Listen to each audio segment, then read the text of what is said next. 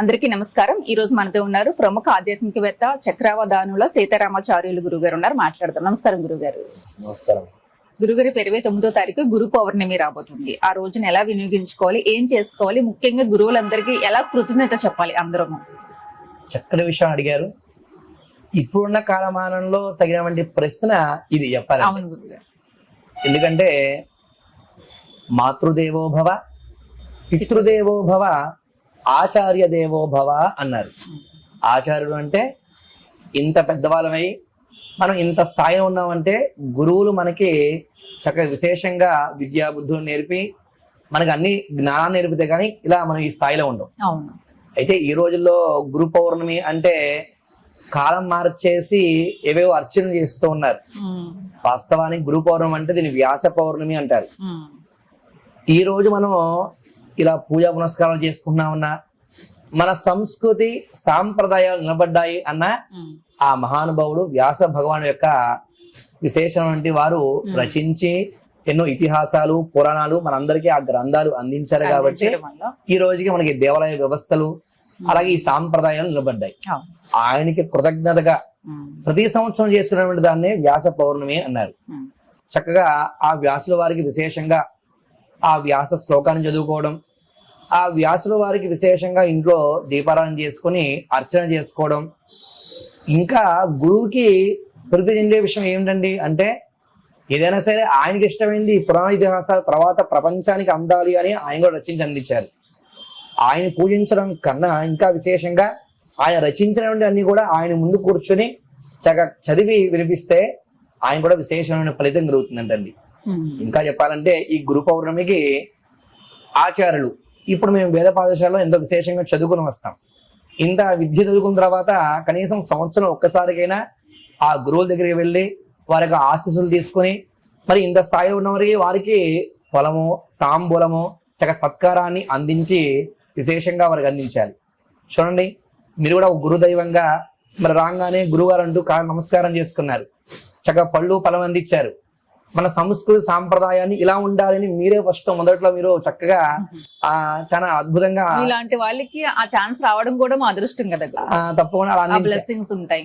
తప్పకుండా మీరు కూడా మంచి ధర్మ కార్యాన్ని ఈ రోజుల్లో ఉన్నటువంటి రోజుల్లో ధర్మ కార్యం నిలబడడం కూడా ఒక మంచి పూజ.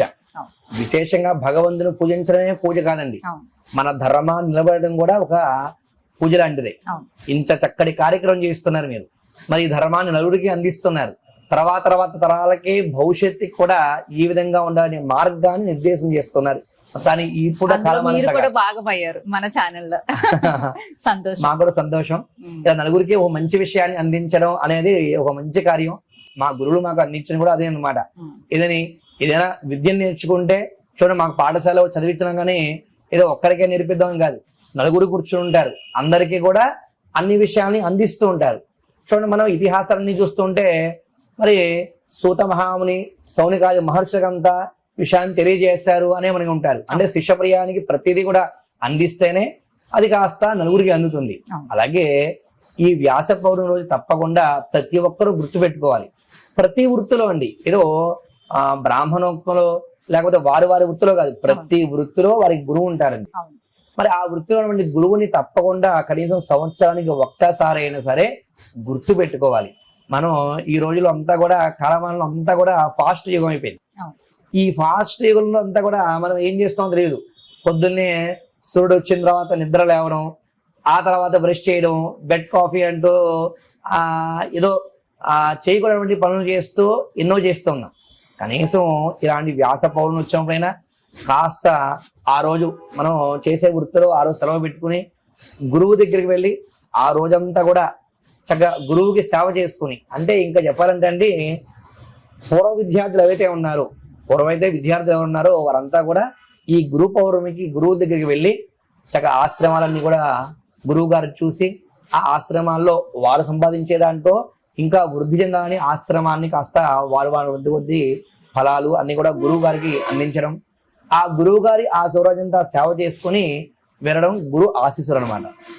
ఇంకా విశేషంగా చెప్పాలంటే ఈ సంవత్సరానికి రాజు గురువు అయి ఉండాలి. అందరూ కూడా ఈ సంవత్సరం ఎంతో విశేషంగా గురు పౌర్ణమి రోజున గురువుని పూజించడం, పసుపు రంగు చక్కగా సంబంధించినటువంటి పళ్ళు ఫలాలు వస్త్రాలు ఇలాంటివన్నీ కూడా అందించడం, పసుపు రంగు మధుర పదార్థాలు చక్కగా అందించడం గురు బలాన్ని జాతకంలో పెంచేటువంటి భాగ్యం కూడా ఉంటుందన్నమాట. సహజంగా మేము కూడా జాతకాల్లో గురువు నీచం చెందిన, గురు బలం లేకపోయినా అయ్యా మీ గురువుని ఒకసారి కలిసారండి, వారు చక్కటి ఆశీస్సులు పొందండి అని కూడా మేము చెబుతూ ఉంటాం.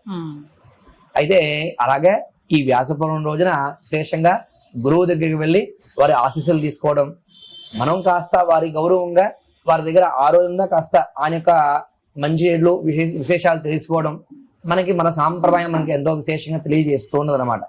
అదే కాకుండా మరి వసుదేవ సుతం దేవం కంస చానూరమర్ధరం దేవకీ పరమానందం కృష్ణం వందే జగద్గురుం అని జగత్తుకి గురువు ప్రథమ గురువు కృష్ణ పరమాత్ముడు అంటండి. మనకి మంచి చక్కటి భగవద్గీతను అందించారు. ప్రతి విషయం కూడా భగవద్గీతలో దాగి ఉందంట. చూడండి, మన సాంప్రదాయం కాదు, ఇతర దేశస్తులు కూడా ఇప్పుడు భగవద్గీతను పట్టుకుని మరీ విశేషంగా పూజిస్తున్నారు. మేము కూడా మొన్న విన్నాం, ఏదో ఫ్లైట్ కాస్త ఇబ్బంది అయితే ఆయన ఒక్కరు మాత్రమే బతికి వస్తే ఆయన చేతిలో భగవద్గీత అనే గ్రంథం ఆయన దగ్గర ఉండడం వల్లే బ్రతిగాడు అని. చాలా అండి ఈ రోజు హిందూ ధర్మంలో భగవంతుడు ప్రత్యక్షంగా రక్షణ కలిగించేటువంటి విశేషమైన ఘట్టం ఇదేనండి. అలా మనందరం కూడా ఇలాంటి వ్యాసపర్వం వచ్చినప్పుడు గురు స్వరూపంగా మన యొక్క పెద్దల్ని గురువుల్ని చక్కగా గౌరవించడం, వారిని పూజించడం, వ్యాస భగవాన్ని పూజించడం, దక్షిణామూర్తిని విశేషంగా పూజించడం, ఆ శ్రీకృష్ణ పరమాత్మ అందించినటువంటి విశేషమైన భగవద్గీతని చక్కగా ఆరాధించడం, ఆ యొక్క శ్రీకృష్ణ పరమాత్మని విశేషంగా ఆరాధించడం, ఇవన్నీ కూడా ఎంతో విశేషమైన ఉత్కృష్ట పుణ్యాన్ని కలిగిస్తుంది అనమాట. మామూలు ఎప్పుడు ఎలాగో చేయము మీరు అన్నట్టుగా, కనీసం ఒక్క రోజైనా అంతే కదండి, స్ఫూర్తిగా చక్కగా చేస్తే చక్కటి ఫలితం మనకి అందుతుంది, వారి ఆశీస్సులు అందుతుంది. అవును, ఎంతైనా అంటే ఈ రోజుల్లో కృతజ్ఞత అనేది ఖచ్చితంగా ఉంటేనే లైఫ్ లో మనం ఎదుగుతాము. అది మినిమం ఇంకా అది. అంతే కదా, మన గురువుకి అనేది ఖచ్చితంగా ప్రతి ఒక్కరికి ఆ ఇంగితం ఉండాలి.